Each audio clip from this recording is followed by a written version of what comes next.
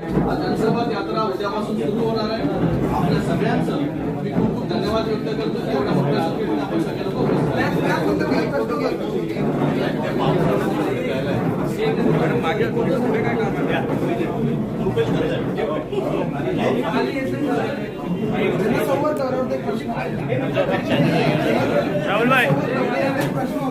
बोलू. हा, मी Asha Kiran Shanbhag JK building 6 नंबरमध्ये राहत होती. तिथे बिल्डरनी मला ॲग्रीमेंट हे पेपर केले, 202 घर म्हणून सांगितले आणि तिथून मला 8 नंबर बिल्डिंगमध्ये शिफ्ट केले, 206 मध्ये गॅरेजमध्ये. आणि नंतर बिल्डिंग तयार झाली 2008 मध्ये. 2002 मध्ये पेपर केले आणि 2008ला बिल्डिंग तयार झाली. मला त्यांनी काय बोलवलं नाही घर घ्यायला.